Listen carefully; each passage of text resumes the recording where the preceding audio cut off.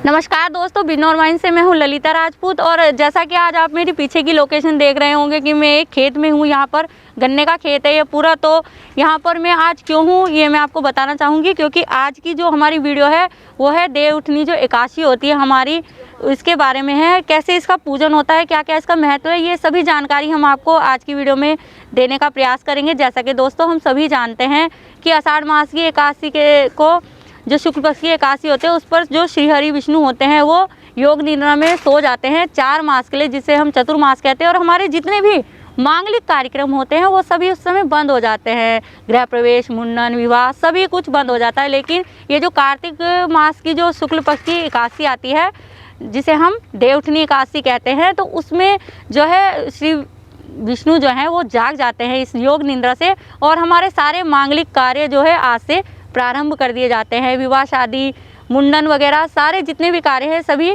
प्रारंभ कर दिए जाते हैं। और यही कारण है कि जब हम कार्तिक मास की अमावस्या को लक्ष्मी जी का पूजन करते हैं तो केवल हम लक्ष्मी जी का ही पूजन करते हैं, उसमें विष्णु जी का उनके साथ पूजन नहीं किया जाता, क्योंकि उस समय वो योग निद्रा में रहते हैं।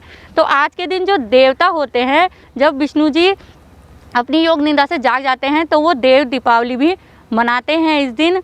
और उसमें वो लक्ष्मी के साथ साथ विष्णु जी की भी पूजा करते हैं। हमारे ग्रामीण समाज में जो है इस दिन जो है गन्ने की पूजा की जाती है। सबसे पहले सुबह को जो किसान होते हैं वो करते हैं।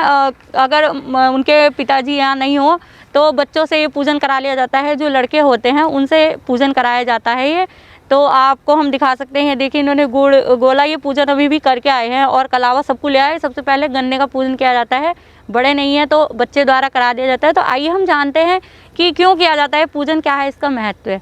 तो सबसे पहले नाम बताइए अपना। मेरा नाम शकुंतला राजपूत जी।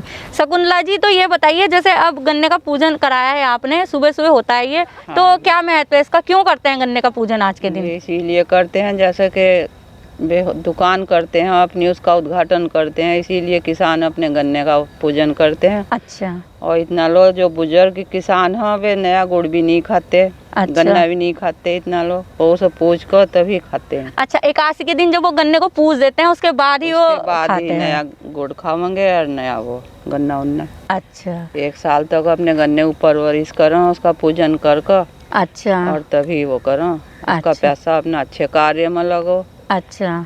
और किसान उन्नति करो जी, इसलिए पूछते हैं। अच्छा, तो देखिए जैसा हमें शकुंतला जी ने बताया है कि जिस तरह से जो दुकानदार होते हैं जब वो नई दुकान करते हैं और उसका उद्घाटन करते हैं, इसी तरह से जो किसान होते थे बुजुर्ग, अब तो इतना नहीं बचा है ऐसा कि नहीं खाएंगे गन्ना, लेकिन जो बुजुर्ग होते हैं वो आज भी जब तक एकादशी के दिन गन्ने का पूजन ना कर दें, बिना पूजे हुए वो अपना गन्ना या नया गुड़ नहीं खाते हैं। पहले तो ऐसा था दोस्तों कि गन्ना जो मील वगैरह पे डालते थे वो भी एकादशी के बाद ही गन्ने का कटान शुरू होता था। जिस तरह से बैसाखी मनाते हैं जो पंजाबी लोग हैं, वहाँ की फसल जो है वो गेहूं है, तो वो गेहूं का जब कटती है उनकी नई फसल आती है वो बैसाखी का त्यौहार मनाते हैं। तो इसी तरह से यहाँ हम जानते हैं कि यूपी की जो मुख्य फसल है वो गन्ना ही है। यहाँ की किसानों की आय का स्रोत भी गन्ना ही है, तो इसलिए उसको एकादशी के दिन पूजा जाता है और इसे पूजने के बाद ही इसका उद्घाटन किया जाता है, जैसा अभी हमें शकुंतला जी बताया। तो यह इसका महत्व है। इसके बाद भी दोस्तों शाम को भी जो हमारे देवता होते हैं, देव अलग अलग जो गोत्र होते हैं उनके अलग अलग देव होते हैं, उन्हें उठाया जाता है। तो उसकी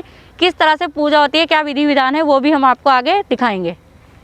तो देखिए दोस्तों, सुबह हमने आपको दिखाया था कि सुबह के टाइम तो गन्ने की पूजा होती है किसानों द्वारा, लेकिन शाम को जो है यहाँ पर पूजा की जाती है, जैसे अभी की जा रही है। इसके बारे में हम आपको बताएंगे, लेकिन पहले आप देख लें कि किस तरह से अपने जो देव होते हैं उन्हें उठाया जाता है।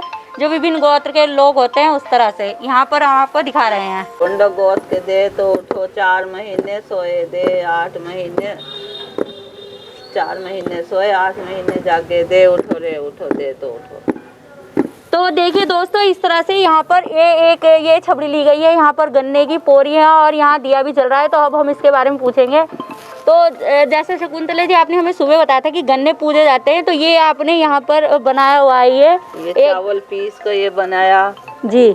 वही फिर छबड़ी से घी जला का दिया जला कर ये ऐसा दे उठाए। अच्छा, ऐसे दे उठाए जाते हैं। हाँ। तो ये से दे को उठाने के लिए ऐसी ही छबड़ी होनी चाहिए? हाँ, ऐसी छबड़ी, झाऊ की छबड़ी। अच्छा, झाऊ की छबड़ी बोलते हैं इसको।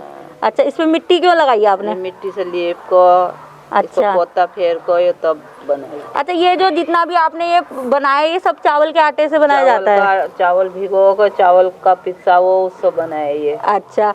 और ये जो आपने ये यहाँ पे जो कलर किया है हरे कलर का, ये किस चीज का करते हैं हम लोग? सेम के पत्ते। अच्छा, सेम के पत्ते। देखिए दोस्तों, सबसे पहले सेम के पत्ते लिए जाते हैं, इस तरह से अपनी दीवार को रंग दिया जाता है और उसके बाद चावल से देखिए इस तरह यहाँ पर नारायण और नारायणी बनाए जाते हैं। यहाँ पर इनके पैर बनाए जाते हैं प्रतीक रूप में और इस तरह से ये बनाई जाती है। यहाँ पर देखिए होम चिराग होता है और यहाँ पर और कुछ भी रखा जाता है भूनने के लिए। अच्छा, रखा उड़द चावल वो बामनी लेगी। अच्छा, उड़द चावल और गुड़ रख के यहाँ पर होम से पूजन किया जाता है। उसके बाद इन गन्नों से इस तरह की छबड़ी को बजाकर अपने देव को उठाया जाता है।